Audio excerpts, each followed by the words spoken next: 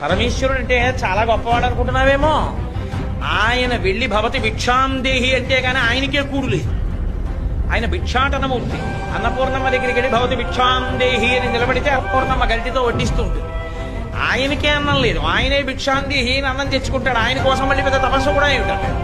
తన పెళ్లి తాను చెడగొట్టుకోవడానికి మాట్లాడిన బ్రహ్మచారి రూపంలో వచ్చిన ఏకైక మూర్తి శివుడు ఒక్కడే.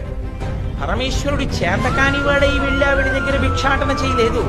ఆవిడంత చేతకానివాడని నువ్వు వచ్చి భవతి భిక్షాందేహి అంటే అన్నం పెట్టననేటంతటి వేళ అంత అహంకారంతో ప్రవర్తించే స్త్రీ ఆవిడ కాదు. ఎందుకు నిలబడ్డాడో తెలుసా అండి ఆయన?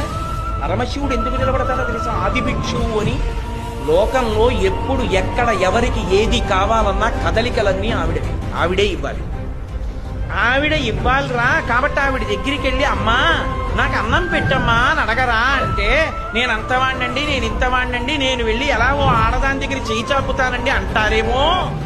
ఒరే, లోకములన్నిటినీ సృజించి పెంచి చెట్ట చివర నాలో లయం చేసుకోగలిగిన నేనే వెళ్ళి ఆవిడ దగ్గర నిలబడ్డాను, ఇక నీకేమో మనం నిలబడ్డానికి అని అందరినీ ఆవిడ దగ్గరికి పంపి ఆవిడ అనుగ్రహం కలిగింప చెయ్యాలని ఆయన నిలబడ్డాడు. చేతకానివాడై కాదు.